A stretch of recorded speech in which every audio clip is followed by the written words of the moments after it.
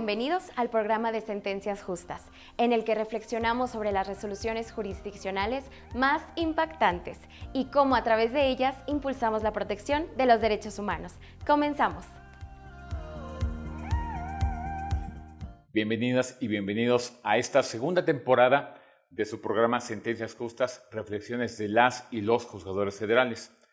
Es un programa diseñado para difundir los derechos fundamentales, tanto en la vía jurisdiccional y la vía no jurisdiccional. Por eso la intervención de diversas instituciones. En este caso, cuando hablamos de la vía jurisdiccional, está presente la JUFET, la Asociación de Jueces y Magistrados Federales, cuyo director, el señor magistrado Froilán Muñoz Alvarado, hizo posible la consecución de este programa. La vía no jurisdiccional, que es un apoyo invaluable y también, desde luego, bastante importante para efecto de difusión de derechos fundamentales, es la Comisión de Derechos Humanos del Estado de México, que estamos precisamente en sus maravillosas y hermosas instalaciones, a cargo de su presidenta, que es la maestra Mirna García Morón, que nos recibe con beneplácito en este tipo de programas.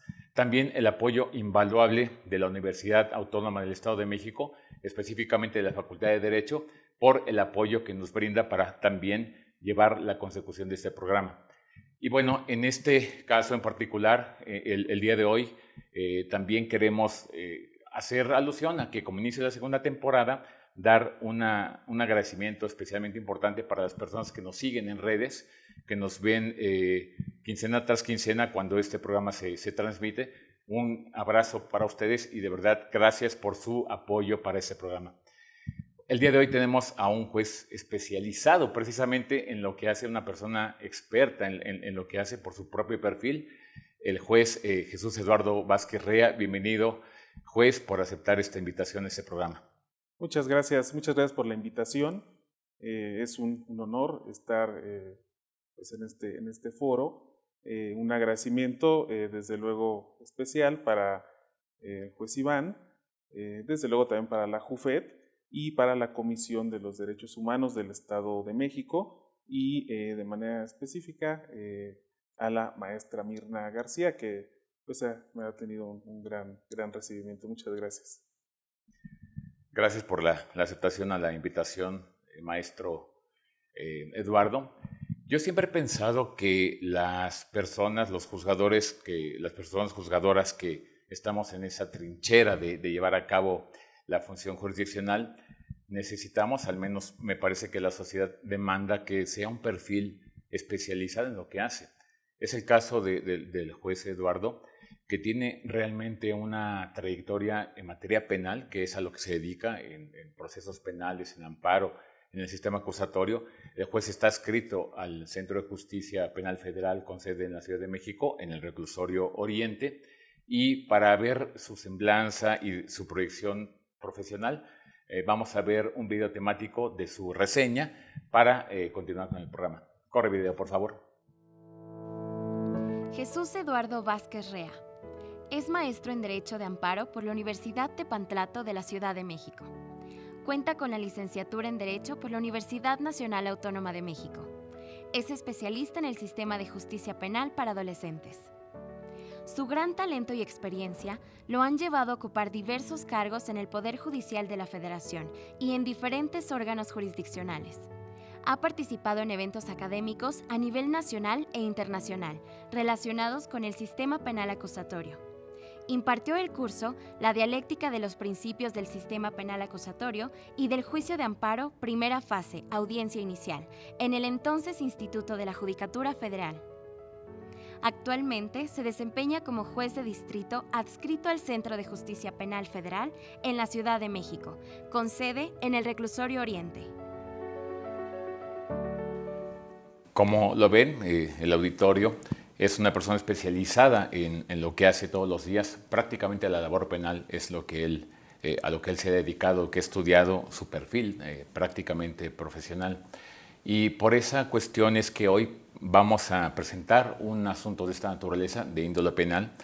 Siempre hemos pensado, o los jueces pensamos, al menos un panorama que las autoridades deben conocer y que también los ciudadanos deben conocer, Es que en ocasiones los juzgadores, cuando tenemos un asunto para resolver, lo hemos dicho de manera reiterada, en este caso es un sistema acusatorio donde no conocemos los hechos, entramos a una audiencia inicial sin conocer los hechos, esto es algo real, no estamos preparados para el asunto en concreto. Entonces, siempre pensamos que las instituciones deben ser sinceras, deben dar la razón real de lo que sucedió, y no hay nada más complicado que el juzgador se entere de que lo que se está relatando por la autoridad, que se supone que debe privilegiar tanto la protección ciudadana como derechos fundamentales, está dando información que aparentemente no es real. Porque esto conduce a generar, por un lado puede ser impunidad o por otro lado puede ser una violación flagrante a derechos fundamentales. Este panorama es bastante complicado cuando lo encontramos en audiencia y pues de alguna manera tenemos que resolver en consecuencia. Cuando la autoridad se para ante el juzgador o ante el Ministerio Público, ante un relato que ellos consideran que puede ser real, pero realmente no lo es algo muy complicado.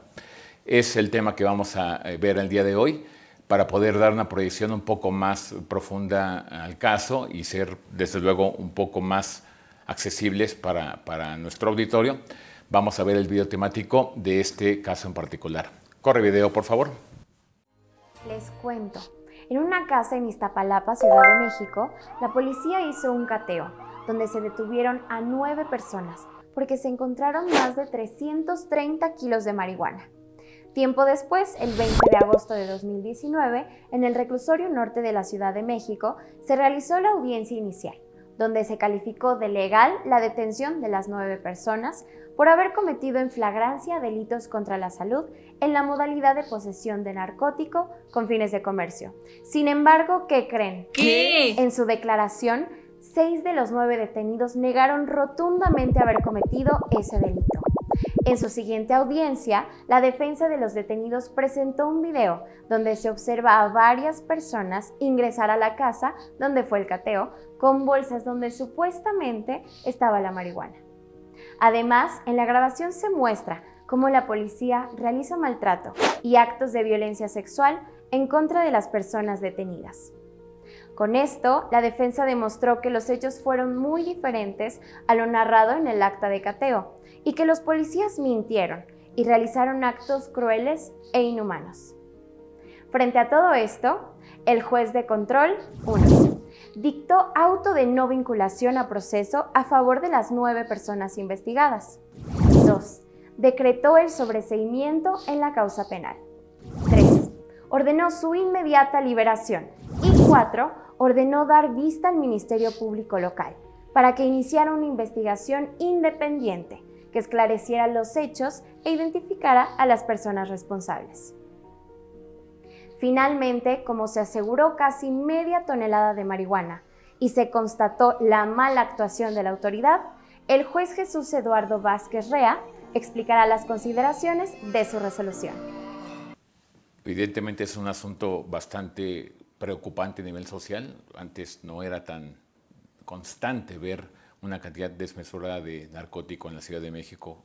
Se ha hecho un poco más cotidiana esta cuestión, pero lo que no puede normalizarse es una intervención de la autoridad de manera arbitraria. De hecho, generalmente cuando el juzgador dicta un auto de no vinculación es una resolución que tiene una falta de convicción en el juzgador del material probatorio incriminatorio, pero cuando ya avanza a un nivel más alto, que es sobreseer en la causa y de alguna manera dar vista al Ministerio Público por faltas de la autoridad, es algo mucho más complicado. Pero pues para que nos narre un poquito más este asunto de manera particular está el juez que lo emitió. Eduardo, ¿nos puedes contar qué sucedió en aquella audiencia inicial, por favor? Muchas gracias, Iván. Claro que sí, recuerdo muy bien el asunto, precisamente derivado de lo trascendente que fue pues la cantidad del narcótico que fue localizado o que estaba involucrado con este asunto, porque en un momento más les explicaré que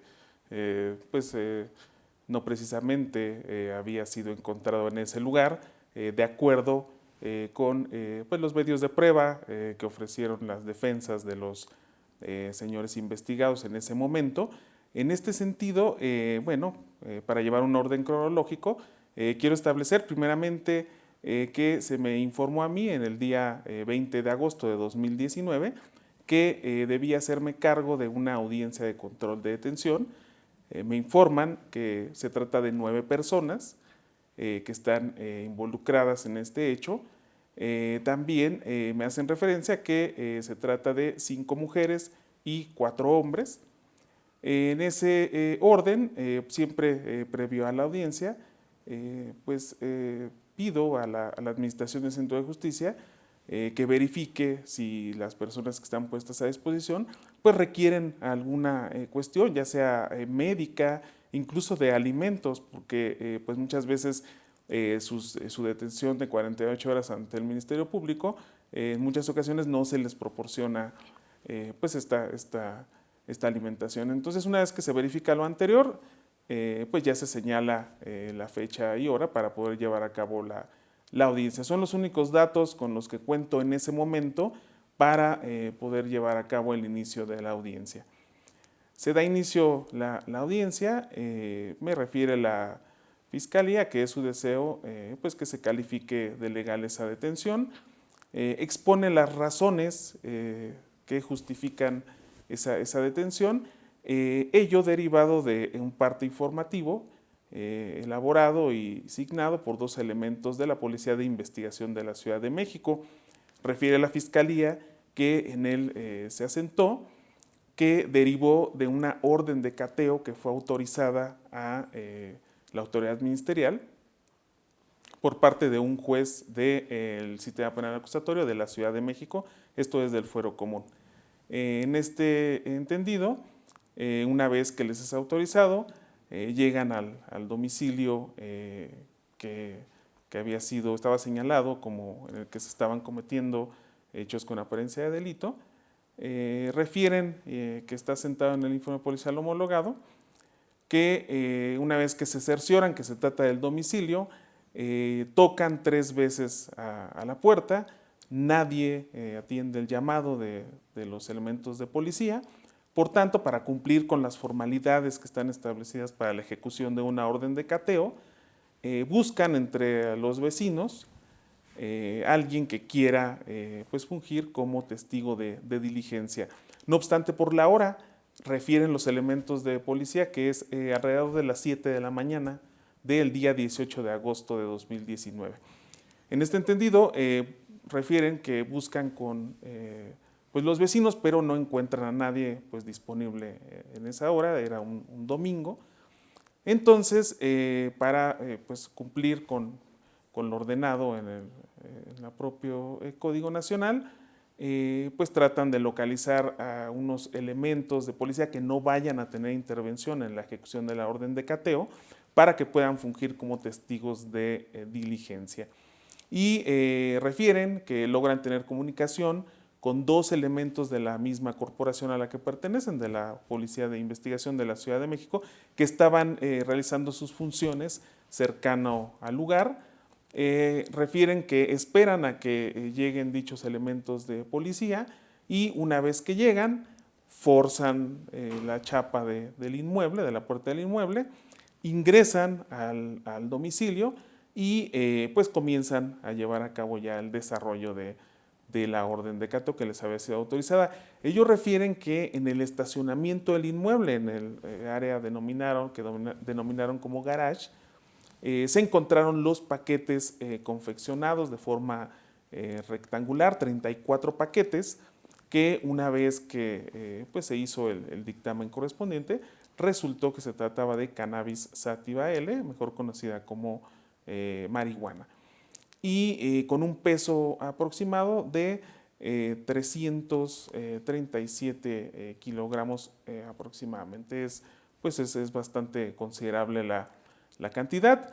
Entonces, en este orden, encontraron a 3 personas que se encontraban en la planta baja del inmueble y 6 personas que estaban en el primer piso del mismo, y al estar ante la comisión de un delito flagrante, procedieron a la detención de los mismos, poniéndolos a disposición del agente del Ministerio Público del Fuero Común, Esta autoridad realiza y lleva a cabo pues, las diligencias ministeriales para integrar la carpeta de investigación y dentro del plazo de retención ministerial de 48 horas declinan la competencia a la autoridad ministerial del fuero federal.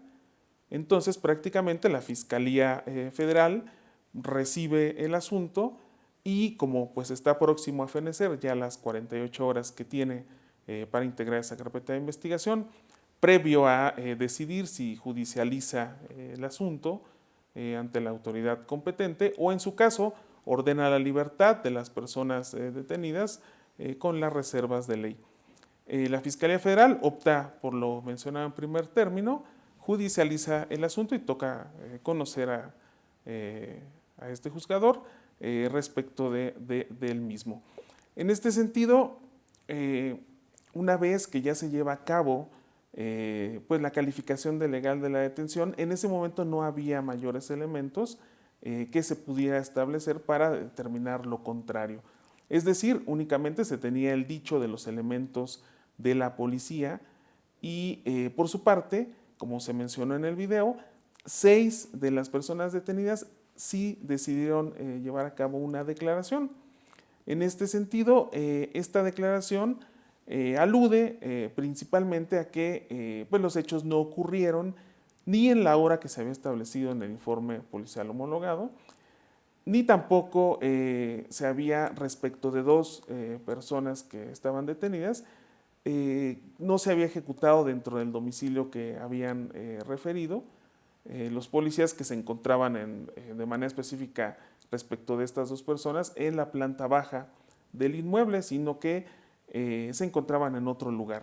Entonces, con motivo de ello, es que una vez que se les formula la imputación correspondiente y la Fiscalía Federal argumenta sobre la solicitud de que se les vincule a proceso para continuar con la investigación, es que piden que se resuelva su situación jurídica en el plazo de 144 horas. En ese lapso ofertaron como medios de prueba videos relacionados precisamente con el lugar en que se llevó a cabo el hecho con apariencia de delito, la ejecución de la orden de cateo. Domicilio había unas cámaras de la Secretaría de Seguridad Ciudadana prácticamente a unos metros de donde se llevó a cabo, motivo por el cual en ese plazo de 144 horas se requirieron esos videos para que fueran entregados a las defensas y que pudieran ser pues vistos en la continuación de la audiencia inicial. En este entendido, una vez que se dio inicio con la continuación de la audiencia inicial, efectivamente se proyectaron un video de manera específica, es el que tenía interés las defensas en que fuera observado por este juzgador. En ese video, que fue reconocido por los propios personas sujetas a la investigación, los imputados, como que se trataba del domicilio en que se llevó a cabo la ejecución de la orden de cateo, hicieron referencia que pues eso constataba el dicho de las personas que decidieron declarar en ese asunto. Es decir, lo que yo pude observar de la retransmisión de ese video es que efectivamente, conforme lo manifestaron, la ejecución de la orden de cateo no fue a las 7 de la mañana, como refirió los elementos de policía, sino a las 6:15 más o menos de la mañana de esa misma fecha, 18 de agosto de 2019. También se pudo verificar que los elementos de la policía, cuando arriban al lugar, llegan en varios vehículos, unas camionetas, y descienden alrededor de 20 personas uniformadas y con armas largas. Eso, pues desde luego que ya se contrapone con lo que se había establecido en el informe policial homologado, en el que refieren que había 2 personas que iban a llevar a cabo la ejecución de esa orden de cateo. Y pues no, una cuestión también que fue trascendental fue que se observa que previo a llevar a cabo la ejecución o la intromisión a ese domicilio, se observa que de los vehículos en los que llegaron bajan diversas bolsas, al parecer negras, y las introducen al domicilio de manera intempestiva, es decir, no se observó que hubieran tocado 3 veces al domicilio y nadie los hubiera atendido, no se observó que hubieran buscado entre los vecinos quien quisiera pues fungir como testigo de diligencia, no se observó tampoco la llegada de esos diversos policías que no iban a tener intervención en la orden de cateo para fungir con este carácter de testigos de diligencia, motivo por el cual estas 3 cuestiones pues me llevaron desde luego a determinar que no se había llevado a cabo pues las circunstancias de la detención de las personas involucradas conforme lo asentado en el informe policial homologado, y con ello me llevaron precisamente como se asentó o se dijo en el video a ordenar la libertad de las personas detenidas, dictar auto de no vinculación a proceso. También se dictó un sobreseimiento tomando en consideración que no había mayor cuestión o tema para que quedara abierta la investigación por cuanto hace a ese hecho, toda vez que se había observado por todos los que estábamos presentes en el desarrollo de la audiencia, que efectivamente las cuestiones planteadas en el informe policial homologado no se habían llevado a cabo en los términos asentados en el mismo, sino de una manera diversa. Se ordenó la inmediata libertad de las personas detenidas, ya que en la audiencia previa se había dictado prisión preventiva oficiosa, toda vez que el delito que se les imputaba es de aquellos que están establecidos en el artículo 167, fracción 11ª del Código Nacional de Procedimientos Penales, como aquellos que se tiene que imponer prisión preventiva durante el desarrollo de la investigación. También se ordené en esa audiencia que se llevara a cabo una investigación, que se investigara los elementos de policía que no solamente emitieron un informe policial y asentaron cuestiones falsas. También se habló que tuvieron una entrevista en sede ministerial donde ratificaron lo que habían puesto en su informe policial homologado. Por estas 2 cuestiones, pues se dio vista a la autoridad del Ministerio Público Local para que iniciara la investigación correspondiente. También hubo un detalle, se mencionó también en el video, que se había dado vista por posibles actos de violencia de carácter sexual. Ello tomando en consideración que una de las mujeres que emitió su declaración hizo referencia que cuando se introdujeron al domicilio que se cateó y cuando llegaron específicamente a su habitación, pues le hicieron referencia al elemento de policía que debía salir porque pues estaba detenida. Y esta persona le mencionó que pues si le permitía cambiarse de ropa porque acababa de llegar de trabajar, y el elemento de policía le dijo que sí podía hacerlo, no obstante no se salió del lugar y en todo momento observó cuando ella pues se hizo su cambio de ropa. Entonces pues eso también resultaba trascendente y motivo por el cual también se ordenó la investigación en cuanto a ese hecho. Y se dejó también pues abierta la posibilidad de que si la Fiscalía advertía que pues se habían cometido diversos hechos, pues podía abocarse a la investigación de los mismos. Entonces, con esta determinación es que pude emitir lo que en mi consideración fue pues una sentencia justa, muy acorde con el título de este programa. Y fíjate, Eduardo, que algo que no podemos negar es que todos, y la palabra es absolutista, todos estamos en contra de alguna actividad policial arbitraria, porque en ese caso a los elementos policiales les tocó ser autoridad, pero también pueden estar en su casa y se puede meter otra autoridad a su propia casa como gobernados. Es decir, un acto realmente que es arbitrario es algo que va contra el Estado de Derecho. La autoridad policial, la autoridad investigadora debe, por el contrario, privilegiar derechos fundamentales, prevenir delitos, claro, es su función, pero no a costa de atropellar los derechos fundamentales. Incluso el trato que recibió la mujer en su habitación es un trato degradante que así lo contempla la ley. Entonces, en este panorama, Fíjate, tú has estado dando clase, como también un servidor, a instituciones policiales y también, por ejemplo, de la Marina, del Ejército. Cuando las personas preguntan qué podemos hacer, ellos se colocan como autoridad. ¿Qué podemos hacer para que el juez no deje libres a las personas? Esa es su pregunta. Y siempre en los medios, tú lo habrás vivido, lo he vivido yo también como juzgador, dicen, el juez lo soltó, el juez lo dejó libre. El contexto es muy diferente. Entonces la respuesta a la autoridad, lo que le decimos a la autoridad, bueno, en este caso a las personas que están tomando la plática es, no nos mientan, no nos digan mentiras, porque ahora todo el mundo es investigador. ¿Y por qué todo el mundo es investigador? Todo el mundo, ya los tiempos han cambiado. Del sistema mixto, ¿te acuerdas en esa época que prácticamente lo que decía el testigo era, o el perito en el papel, era muy difícil de refutar? Entonces ahora ya no es así. Ahora, como cambió el sistema y se permite una valoración libre y lógica, entonces lleva a una amplitud de poder probar las cosas de una diferente manera, sea como, digamos, un órgano acusador o como un órgano de defensa. En este caso, todo el mundo somos investigadores porque tenemos un celular.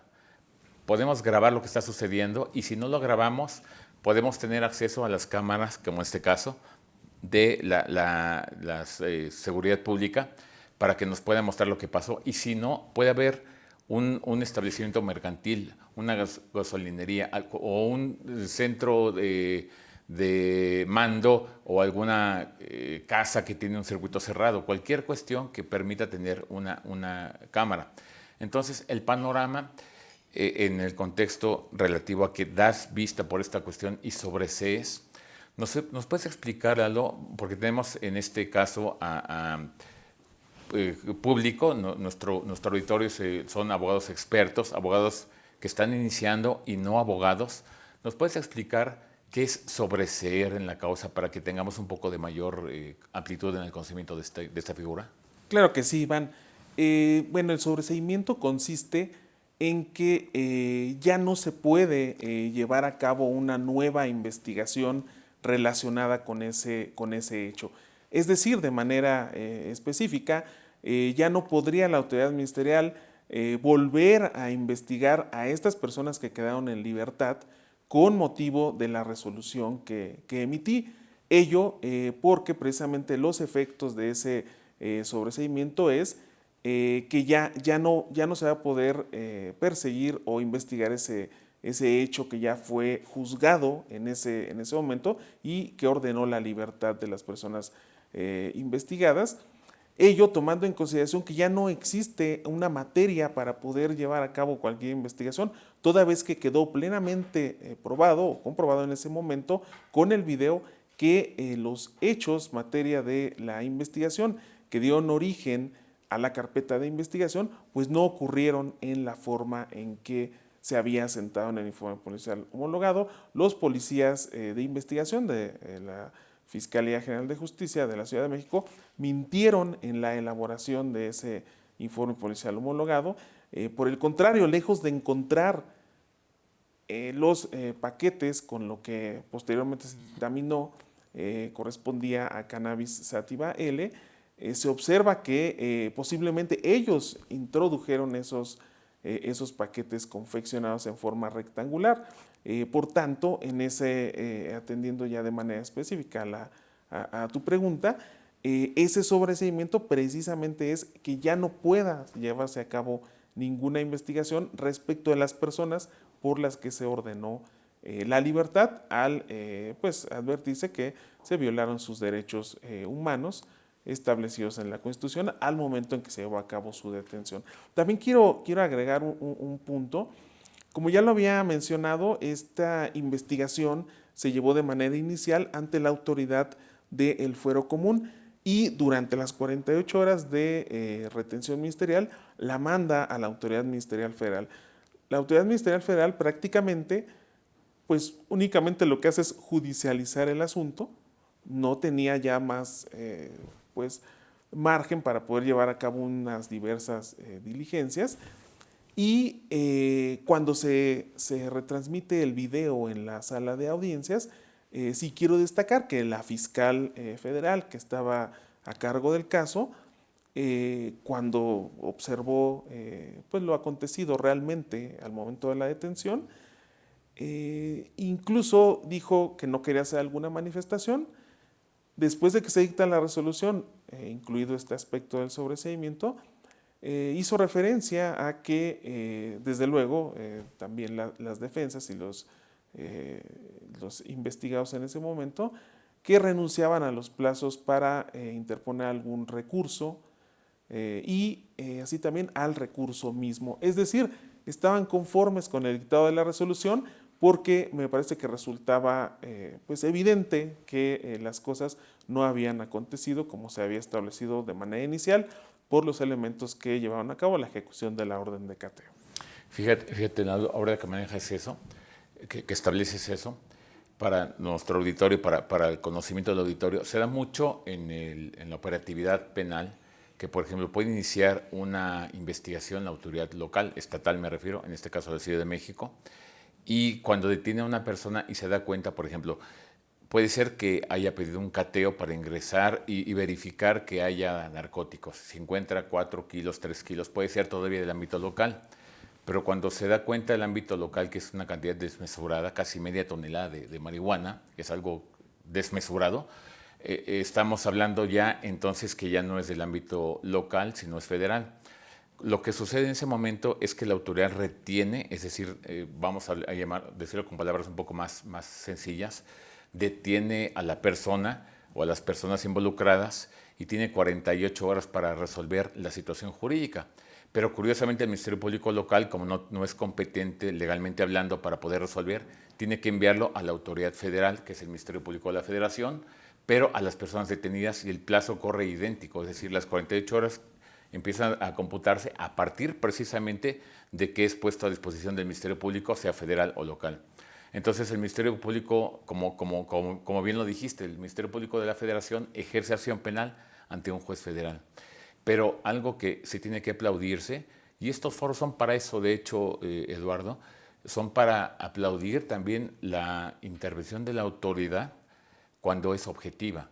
Que la fiscal haya dicho, me convencí yo misma como órgano de acusación que esto es una farsa, están actuando con mendacidad los propios elementos policiales y renuncio a apelar, quiere decir entonces que la propia fiscal, bajo una objetividad que hay que aplaudir, porque es un órgano de acusación, pero también es de buena fe, ella misma se convenció.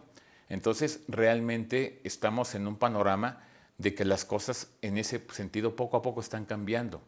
Y poco a poco están cambiando porque tú lo podrás vivir, yo lo he vivido, donde ya a través de libertades de autos de no vinculación y de vistas al Ministerio Público, la autoridad está comprendiendo que no puede actuar de esta manera.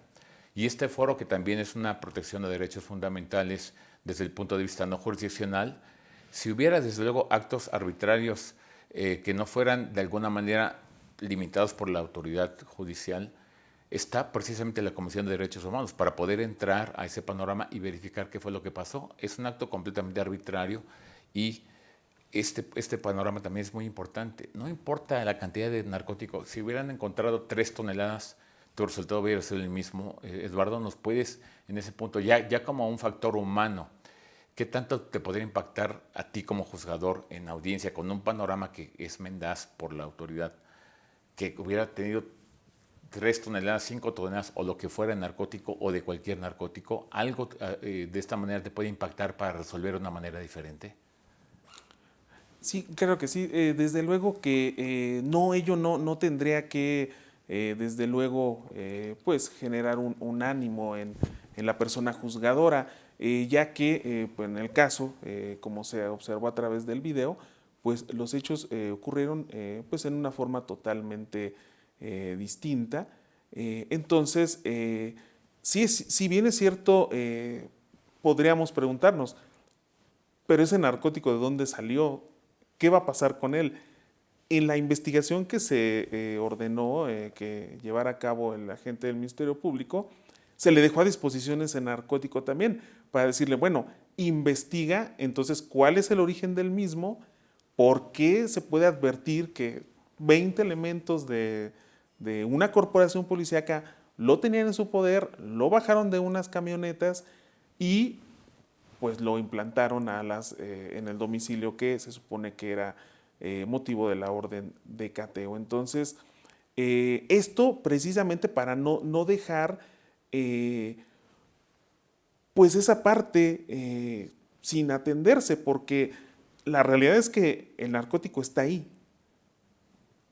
Eran más de 300 kilogramos de marihuana, pero tuvo que haber salido de algún lado. Entonces, precisamente a efecto de no generar alguna impunidad, es que se dejó a disposición de la autoridad local para que investigara el origen de ese narcótico, lo cual ya se encontraba totalmente desvinculado y era una investigación paralela a la que ya había sido materia de la resolución que emití. Pero precisamente para eso, para que pues no pudiera quedar pues ya de manera aislada o sin atender pues este aspecto relacionado del narcótico, porque era una cantidad pues muy considerable. Pocas veces, realmente pocas veces se ve cantidades de esa naturaleza.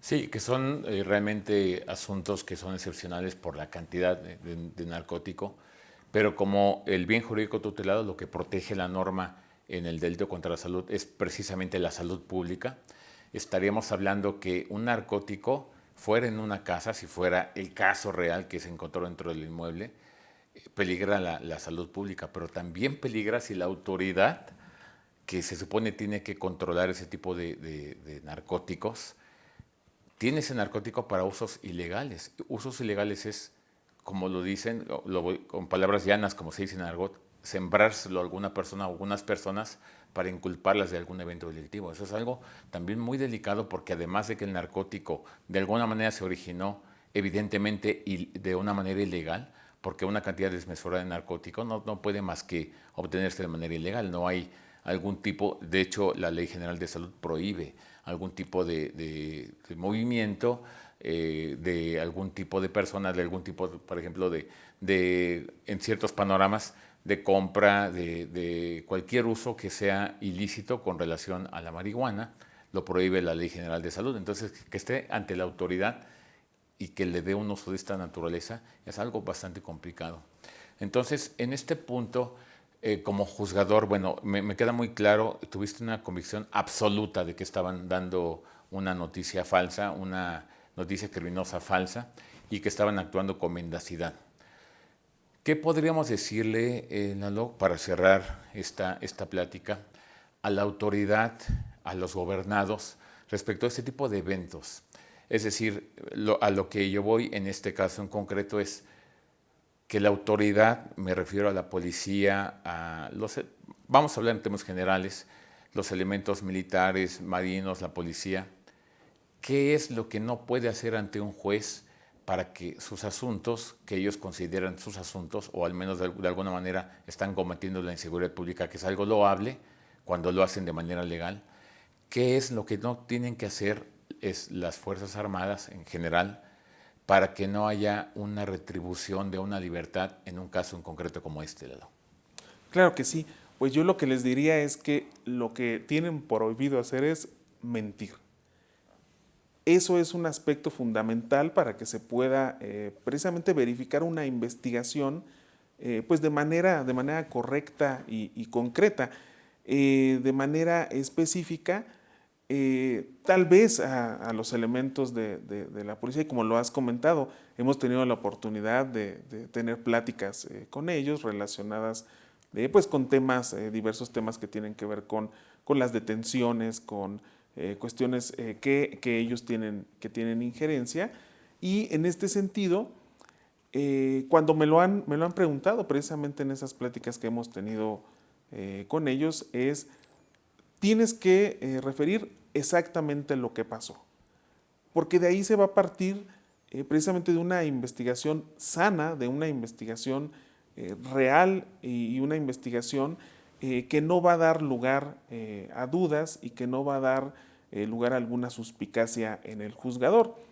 Si se plantea lo que pasó, posiblemente la autoridad ministerial pues tenga los medios a su alcance, que están previstos en la propia ley, para poder pues dirigir la investigación conforme al hecho que le está siendo planteado. A lo mejor si en ese momento no puede llevarse a cabo una detención en flagrancia, pues pueden llevarse a cabo diligencias, ordenar pues la libertad de las personas que están involucradas, seguir su investigación con las personas en libertad y posteriormente, de haber elementos, pues solicitar ahora sí que el asunto se judicialice ante un centro de justicia en el caso de los delitos del fuero federal. Pero entonces yo sí invitaría precisamente a la policía en general, precisamente a poder establecer al momento de elaborar sus informes policiales, pues asentar la realidad de las cuestiones que acontecieron y con ello pues se tendría una base para poder iniciar una investigación sin que a la postre pues sucedan cosas como las que acontecieron en el caso que les traje el día de hoy. Y que eventualmente, ya sea en la audiencia inicial, como fue el caso tuyo, o ya sea en la etapa de juicio o en etapas posteriores, se va a evidenciar algo que sea una mendacidad, algo que la autoridad esté declarando, esté narrando de manera falsa. Es decir, siempre que haya una autoridad judicial que regule un actuar policial, va a haber una retribución en el sentido de que si la propia autoridad está llevando a cabo un actuar ilegal, la consecuencia será que el juzgador tenga que absolver precisamente a las personas, porque la función de un juzgador dentro del parámetro esencial que tiene es proteger derechos fundamentales. Y si no se violó ningún derecho fundamental, habrá una sanción para la persona responsable, pero si en el camino se da este tipo de actuación policial, entonces habrá desde luego una consecuencia, porque el Poder Judicial en este caso tiene que regular esta situación. Entonces puede ser que en la audiencia inicial no tengamos a un abogado que nos lleve videos, pero lo va a ver en el juicio. Ese asunto está destinado al fracaso simplemente por la falsedad en que se conduce la autoridad. Pues Eduardo, muchas gracias por estar en este programa, en esa segunda temporada que te toca estrenar el día de hoy. Y nos da mucho gusto a todos nosotros que nos sigan en redes, que estén con nosotros siguiéndonos de manera quincenal y pues de manera particular y también desde luego a nivel ciudadano, Eduardo, te puedo decir gracias por emitir una sentencia justa. Muchas gracias a ustedes,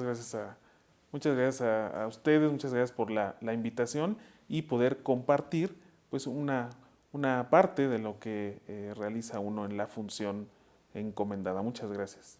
Que tengan buen día. Hasta luego.